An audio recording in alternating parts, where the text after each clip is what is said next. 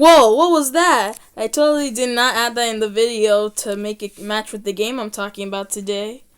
Hi everyone, this is Jay from J02 Reviews, and now that that little intro is out of the way, I'm going to be talking about Luigi's Mansion 3, and I'm going to talk about everything it offers, and basically this is just an overview or a review of this game. So if you like it, please like, comment, and subscribe to J02 Reviews, and let's get started.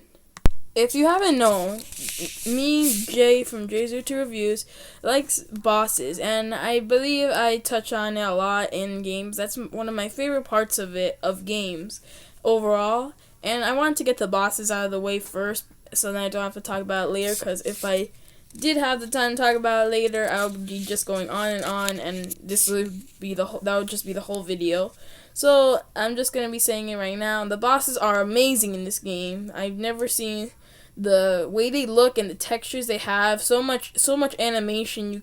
They look animated as their character, because each floor that you go to in Luigi's Mansion matches a certain style, and these bosses fit that certain style. Like, I believe there's one where a dining pirate ship, and then there's like a pirate shark type of thing that you fight, and then there's another one where it's like medieval times, and then there's like a jousting person that you fight, and and like a king, and it's just very fun to see that all work together to make a great game.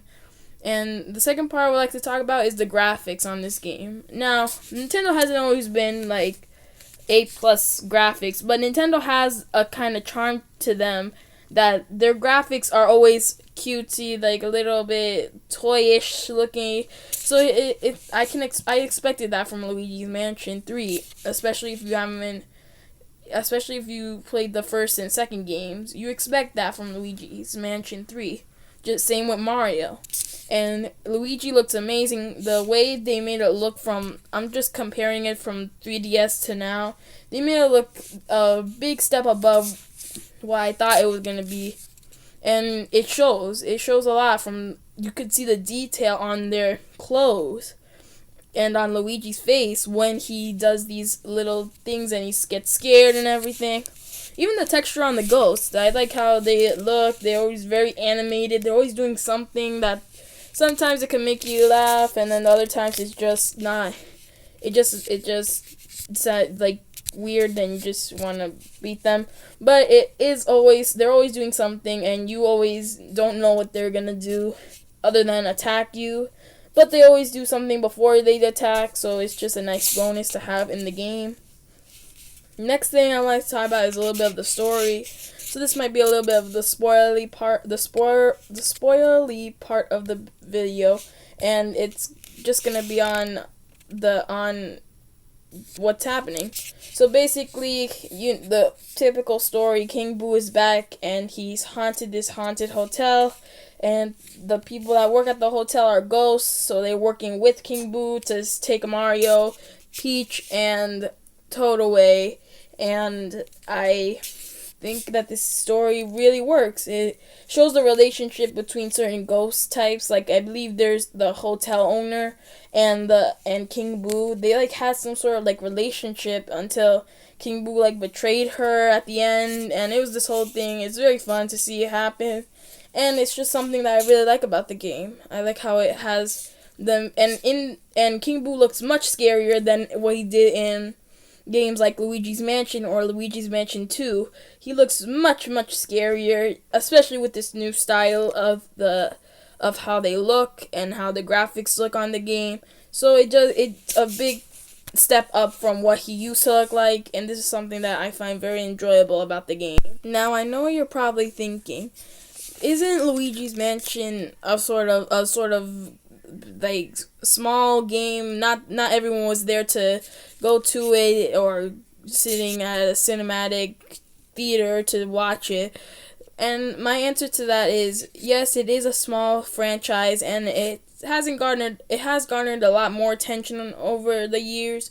But throughout the results of the count on sales, it has gone much higher, and it is I believe it's the top selling Luigi's Mansion game out of the whole series. And once this one came out, I usually wait till there's a trilogy to solidify that it's a franchise and that there could be more of them along the way. And they're not gonna just get rid of Luigi's Mansion 3 because it's now garnered a lot more attention, so it's probably a lot more popular among people who liked old Luigi's Mansion to this new style Luigi's Mansion. The next thing I would like to talk about is the collectibles in this game. The collectibles are everywhere. You can find gems, and there's gems on each floor. Each floor there are different, I believe there's 6 or 5 gems that are sort of like in the same style of that floor that you were on, and because of this, it can cause you to look for them in the most obscure places on these floors. And it also helps me because I don't know if I was ever gonna be able to find any of these gems if they were spread out throughout the whole hotel. So it is very fun to collect them on each floor, and if you're the completionist type, I suggest you should go collect all these gems and stuff. So then you have a sort of idea of how this game is. And they do have some challenges to find them, so you'll get an idea if you want a little bit of a challenge. You could push yourself further to find these collectibles. It's just a nice idea or addition to the game that I feel is very much asked for among the community, especially since it's had collectibles, I believe, in all the Luigi's Mansion games. And it's very fun to collect them, especially since there's a more variety of them now and they're different shapes and everything. So it is very fun to collect them. And the next thing I would like to talk about is one little thing. Why is it called Luigi's Mansion if it's a hotel? The final thing I would like to touch on in this game is the gadgets that are added to the game, to the poltergeist that Luigi has, or the vacuum cleaner that he has on his back to suck up ghosts. And the gadgets that are used are, I believe you got the one with the plunger. He has one called a slam shot or something like that. And the slam shot is used in many different ways. You could grab it, if you suck a ghost up enough, you could press A and you'll slam it against another ghost if there's other ones around. And then that ghost that has been slammed will stay still, and then you could catch that one, and then you could slam it. So it's very fun. It gets it really is a step above Luigi's Mansion gameplay. But that game was much smaller on much weaker hardware. So it's just a nice thing that they added to it. It helps you defeat enemies in one place a lot more better, and it's not that it's hard, but the slam helps you so much that the game requires you to use it at some points. Like, I don't even think you could use it without using the slam and using it to attack other ghosts, because it makes it so much easier to see that.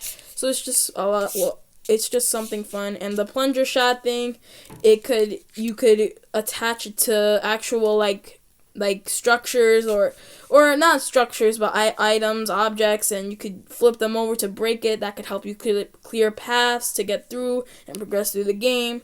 So it's very fun to see it. You can also, I believe, use Luigi. Now Luigi is a special one because he could transform you into goo, so he could go over anything. Like, there's some part where it's like a bunch of spikes.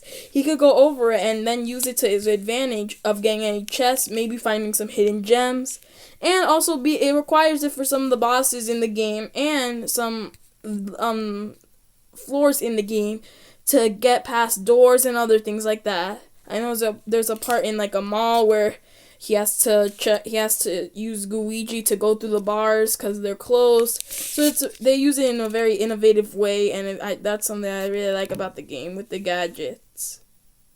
And with that, guys, thank you for watching the video.